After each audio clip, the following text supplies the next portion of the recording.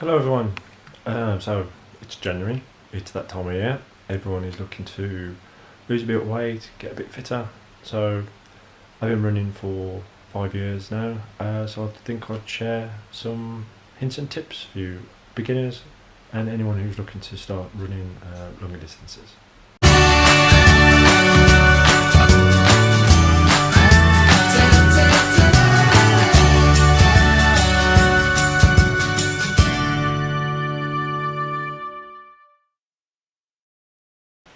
So first, a little history of how I started. I wanted to lose a bit of weight, but I couldn't run a mile at all. So I set myself a challenge, and I ran every day until I could run that mile continuously. It took me about 2 to 3 weeks to be able to do that, and as soon as I could run a mile, then I did a half a mile onto it, and so on and so forth. So I started that about mid-January, and then I entered a 10k. I think it was in March, April time, which I ran that. Followed that up in the same year with 2 half marathons.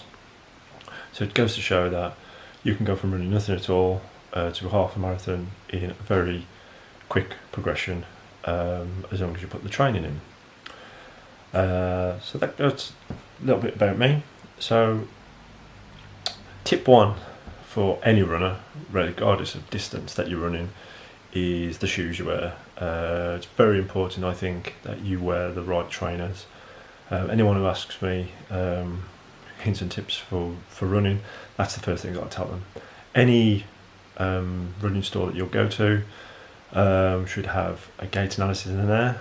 Just check beforehand on the website, because some charge you for it, some are free, but the ones that are free, they do sometimes expect you to buy shoes from them, which is part of the package when you buy them, but a lot of them are free.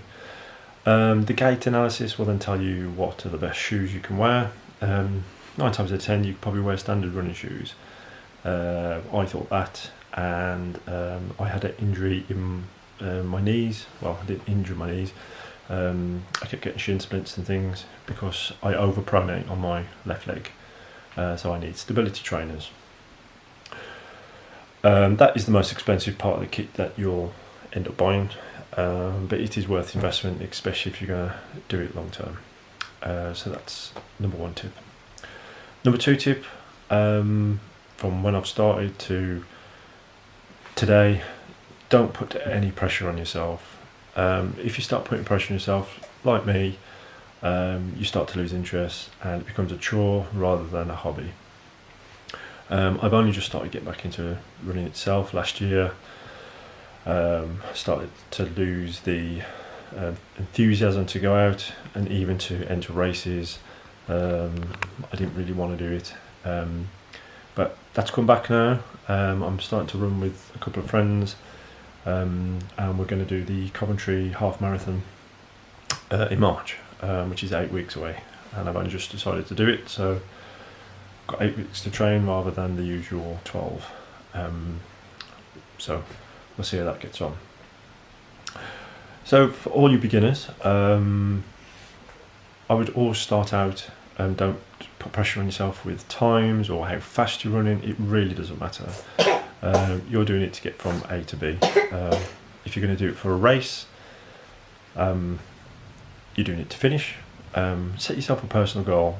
When I started, I wanted to do it within an hour, which I did. And once you've done it in the hour, you'll naturally get quicker as you run. And then once you get into that, you can then start incorporating speed work and things into your runs, which will improve your speed naturally.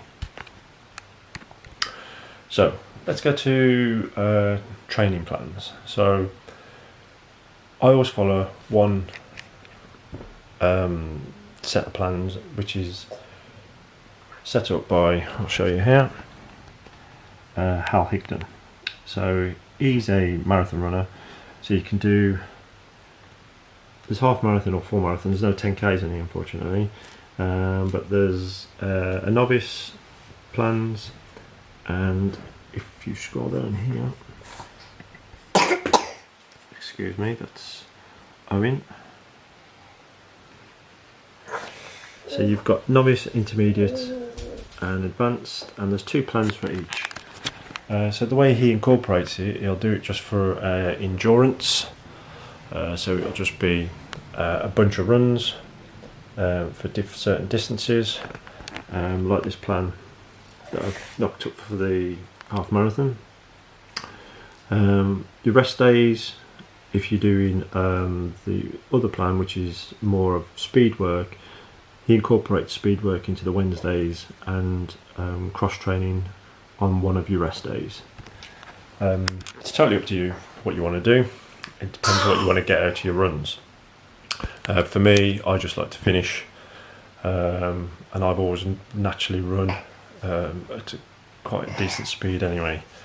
I'm not looking to finish in any particular time this time, as I'm racing with 2 of my friends who want to finish in a certain time, so we're going to try and do it within the 140 mark, which is what we're training for at the moment. Equipment to use, I use the TomTom runner. This is one of the first ones that they brought out. It has a heart monitor, but it's a strap that you put across your chest. You can link this to loads of different apps. It's linked to the Nike app, Strava. So once you've uploaded your run onto the TomTom site, you can then it then puts it onto all your other social media outlets, things, and you can also upload it onto Facebook and Twitter and things if you want people to show people the progress. There's loads of different settings on this as well. So if you are going to take up your running as a more long-term thing, it's definitely worth getting a decent running watch. I think I got this in the sale. It was about £90 like a few years ago, but they're all around 90. But obviously you can pay £300-400 for these running watches, but they are very worth it. Plus you can leave your phone at home as well then, rather than carrying your phone around. So that's just a brief look at, just getting off the couch and getting out there. I know it's cold at the moment. What I used to do when I come home, I used to have my running stuff ready, straight in the house, get changed and go straight back out. Don't even sit down, just get changed and go out, and then it's done. It's half an hour of your day. That's how I see it, and then you'll feel a lot better for it.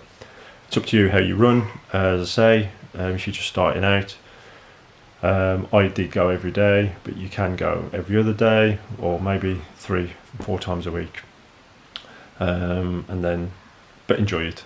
Don't put too much into it in terms of putting pressure on yourself. Don't deny yourself the little luxuries, like stop eating all the different rubbish foods that we're told not to. It's all about moderation. So give yourself a cheat day if that's what you want to do, but I still pretty much eat what I want, so with your fruits and your vegetables as well. It's all fine.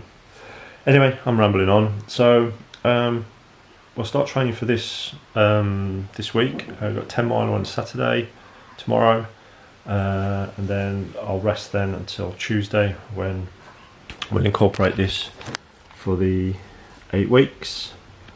We've got around this mark. I'll do another video in a couple of weeks just to give you an update of how I'm getting on, and then I'll go along to bring you along to the half marathon, see how we got on there, and then potentially how that goes, because I'm suffering from a bit of back problems at the moment. We may do Nottingham Marathon in September. I'll give him some tips as well in the next video. If anyone's got any questions, I'll answer those as well. As I say, just enjoy your running. Doesn't matter if you can't run a mile, most people can't. Just take it easy and enjoy. So thanks for watching. Happy running.